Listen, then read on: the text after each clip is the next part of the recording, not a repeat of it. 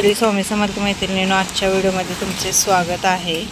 आणि हा वार आहे तो रविवार आहे आणि या दिवशी आम्ही धुळोबाला वगैरे जाणार होतो, पण हा खिचडीचा व्हिडिओ आहे तो शनिवारचा तुम्हाला येत आहे। शनिवारी संध्याकाळी ज्यावेळी आम्ही बागेतून जाऊन आलो त्यावेळी स्वयंपाक करायचा कंटाळा आलेला, त्यामुळे डाळ भाताची खिचडी बनवली। तर आज तुमच्यासोबत मी डाळ भाताची खिचडी कशी बनवायची याची रेसिपी शेअर करणार आहे। आणि ही रेसिपी सोपी आहे बघा। आणि आपल्या घरात जर आजारी व्यक्ती असतील किंवा आपण एखाद्या वेळेस आजारी पडलो, काय खाऊ वाटणं झालं, ताप आल्यावर आपल्याला काही चव लागत नाही, त्यावेळी अशी डाळ भाताची खिचडी नक्की करून बघा। लहान मुलं असतील बघा, ती पण आजारी पडल्यावर काय खात नाही, त्यांनासुद्धा अशी खिचडी करून द्या, ती नक्कीच खाणार। आणि याच्यासोबत उडदाचा पापड भाजलेला खायचा खूप छान लागते। तर रेसिपी तुम्हाला आधी मी सांगते। सगळ्यात आधी तांदूळ स्वच्छ निवडून घ्यायचे आहेत आणि भरपूर असा लसूण सोलून घ्यायचा आहे। लसूण आलं याची पेस्ट करायची, भरपूर लसूण आणि आलं वापरायचं। आणि त्यानंतर फोडणीला तेल गरम करायला ठेवायचं आहे। तेल गरम झाले की त्यामध्ये कढीपत्ता, हिरवी मिरची आणि जिरे घालायचं आणि ते चांगलं भाजून घ्यायचं तेलात आपल्याला। आणि त्यानंतर जी आपण आलं लसणाची पेस्ट बनवलेली आहे ती तेलामध्ये टाकायची आणि ती सुद्धा चांगली तेलामध्ये परतून घ्यायची। आणि त्यानंतर आपण फोडणीमध्ये हळद घालायची आहे, हळद आणि हिंग थोडा घालायचा आणि ते पण चांगला हळद आपल्याला तेलात चांगली परतून घ्यायची। आणि त्यानंतर मग तांदूळ आणि मूग डाळच वापरायची, दुसरी कोणतीही डाळ वापरायची नाही। इथं मूग डाळीचाच वापर करायचा, कारण मूग डाळ आणि तांदूळ यांचं कॉम्बिनेशन खूप छान लागतं। आणि ते चांगलं तेलात आपण परतून घ्यायचं, परतून म्हणजे भाजून घ्यायचं डाळ तांदूळ। आणि आपण जो मसाला घातलेला असेल, मसाला म्हणजे आलं लसणाची पेस्ट, हळद, हिंग हे सगळं त्याला लागलं पाहिजे एवढं भाजून घ्यायचं। आणि त्यानंतर चवीनुसार मीठ घालायचं आहे, वरनं थोडी कोथिंबीर घालायची। मी जी तेलाची फोडणी मारलेली आहे तिथं तुम्ही तुपाची फोडणी मारला तरीसुद्धा खूप छान खिचडी तयार होते। आणि त्यानंतर पाणी घालायचं आहे आणि 1-2 शिट्टी दिली की आपली खिचडी तयार आहे। ही खिचडी करत असताना अशी सडसडीत करायची नाही, थोडीशी अशी म्हणजे गिच्च करायची, जेणेकरून काय होतं तर अशी रबरबीत खिचडी चांगली लागते। पूर्ण सडसडीत अशी खिचडी चांगली लागत नाही। आणि ही खिचडी तुम्ही कोणत्याही आमटीसोबत खाऊ शकता, खरं आमटीच पाहिजे, मग कोणती पण करा, अगदी वांग्याची पातळ आमटी केला तरीसुद्धा चालेल। चला तर आता माझ्यासोबत तुम्ही पण धुळोबाला जाऊया, कारण की आज बहीण जाणार होती आणि त्यांचा कुलदेव धुळोबा आहे। तर ती म्हणाली सगळी मिळून आपण धुळोबाला जाऊया, म्हणून मग आम्ही सगळी मिळून धुळोबाला जात आहे। जेवण वगैरे करून घेतलं आणि तिथंच जेवणार आहे आम्ही, कारण धुळोबावर कसं असतं तर पूर्ण डोंगर भाग असल्यामुळे, झाडं झुडपं असल्यामुळे जेवण खूप म्हणजे जेवायला खूप छान वाटतं, अगदी वनभोजन म्हटला तरी चालेल। आणि सगळे एकत्र असल्यावर तर ती मजा वेगळीच असते।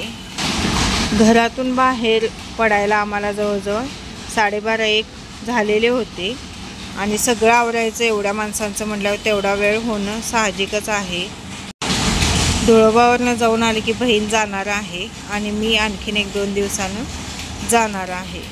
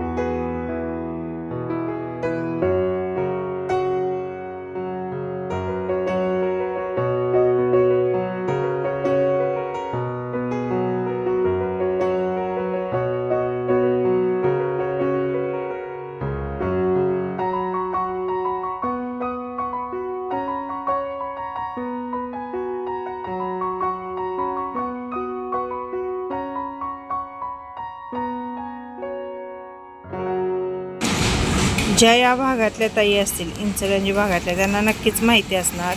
आळते, रामलिंग, धुळोबा हे एकाच बाजूला येतं, कुंथुगिरी तसेच बाहुबली हे सगळे एकाच बाजूला येतं। खूप छान आहे, पर्यटन स्थळ म्हटला तरीसुद्धा चालेल। आणि धुळोबा हे खूप लोकांचे म्हणजे कुलदैवत आहे। ही कमान आहे आणि कमानीतून एक थोडं अंतर गेलं की मग मंदिर येतं। भरपूर लोक इथं घरातून जेवण करून आणतात आणि जेवायला सुद्धा खूप लोकांना वाढतात। आज खूपच गर्दी होती। बहीण म्हणत होती की रविवार असल्यामुळे दर रविवारी गर्दी ही असतेच। आणि इथे 2 नारळ घ्यावे लागतात बघा, एक धुळोबाला आणि एक म्हसोबा म्हणून खाली देवस्थान आहे त्याला। तर धुळोबाचा जो नारळ असतो तो आशीर्वाद म्हणून त्यांनी घरी परत देतात। तुम्ही गोड वगैरे काहीतरी नैवेद्य करून खावा म्हणून परत देतात। म्हसोबाचा तेवढा नारळ तिथे द्यावा लागतो, अर्पण करावा लागतो। दर्शन वगैरे घेतलं आम्ही, सगळं व्यवस्थित छान झालं। आणि आज जाताना ऊन होतं आणि ज्यावेळी आम्ही दर्शन घेऊन बाहेर आलो त्यावेळी धो धो धो असा पाऊस पडत होता। मी आलेले पण 3-4 वर्ष तर झाले असतील आम्ही धुळोबाला येऊन। आणि त्यावेळी आम्ही श्रावण महिन्यात आलेलो, त्यावेळी पाऊस खूप होता, भयंकर पाऊस होता। आणि इकडं पाऊस असलं की म्हणजे थांबू वाटत नाही, कारण झाडं झुडपं जास्त आहे, डोंगर भाग आहे, त्यामुळे जास्त पाऊस पडतो। आम्ही ज्यावेळी कोरोचीत आलो काल धुळोबा करून, तर त्यावेळी तिथं काहीच पाऊस नव्हता, पण धुळोबावर एवढा पाऊस होता अक्षरशः उभा राहायला सुद्धा जागा नव्हती। आणि जी 4 चाकीत आम्ही बसलेली ती तेवढीच म्हणजे व्यवस्थित कोरडी राहिलो। आणि मुलं जी 2 चाकीवर होती ती पूर्ण सगळी भिजलेली होती, त्यामुळे अक्षरशः आम्हाला जेवायला सुद्धा तिथं थांबता आलं नाही, कारण मुलं सगळी भिजलेली असल्यामुळे ती म्हणाली आम्ही काही जेवायला बसणार नाही, कारण कपडे अंगावरची ओली झालेली होती। दुसरी कपडे सुद्धा आम्ही नेलेली नव्हती, कारण जाताना वातावरण खूप म्हणजे व्यवस्थित होतं, असं काय वाटत नव्हतं की बाबा पाऊस येईल, पण अचानकच धो धो धो धो पाऊस पडायला सुरुवात झाली। पण तेवढीशी छोटीशी ट्रिप खूप छान झाली, खूप मस्त वाटलं।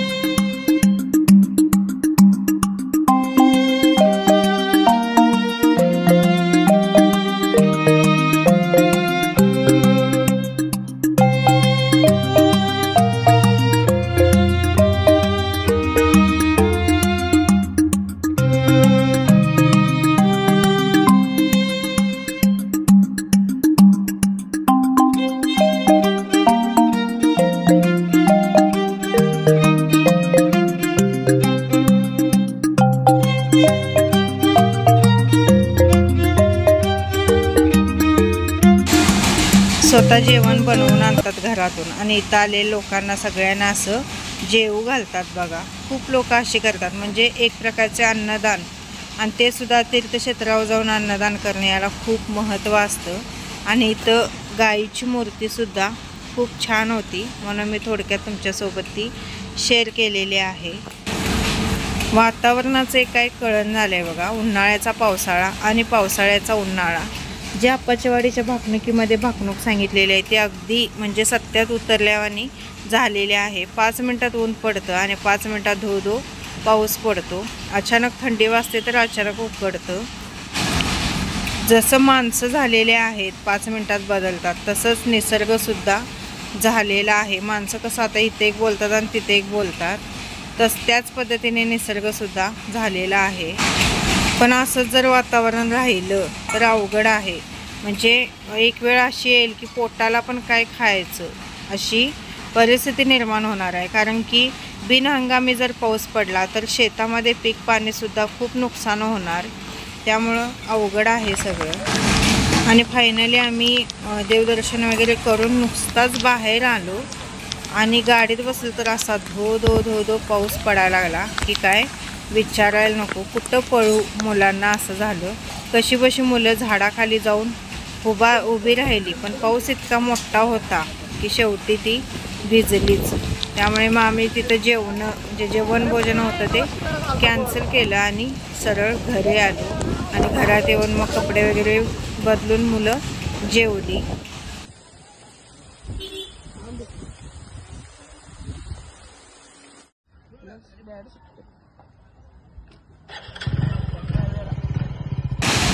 आणि धुळोबा आम्ही सोडला तर तिथनं पुढं काहीच पाऊस नव्हता. फक्त तिथं वरती डोंगरावरच डोंगर भाग असल्यामुळे पाऊस पडत होता. वहिनीच्या दारामध्ये 2 गायी उभ्या होत्या. अशा गायी आता आपल्या ज्या गायी आहेत देशी गायी त्या बघायला सुद्धा मिळत नाहीत. आणि तिकडून आलो आणि बहिणीने म्हणजे सगळं साहित्य वगैरे भरलं तिचं आणि गेली. हे टायमिंग होतं ते 5 वाजताचं टायमिंग होतं. तर मैत्रिणींनो, अशा पद्धतीने आजचा छोटासा ब्लॉग होता. कसा वाटला ते कमेंटद्वारे मला नक्की कळवा. आणि व्हिडिओ आवडल्यास प्लीज चॅनलला सबस्क्राईब करा. व्हिडिओला लाईक, शेअर आणि कमेंट करायला विसरू नका. धुळोबावरती झाडाखाली मुलांनी फोटो काढलेले आहेत. आम्हीसुद्धा काढलेले आहेत मंदिराच्या इथं. ते मी तुमच्यासोबत थोडक्यात शेअर करत आहे.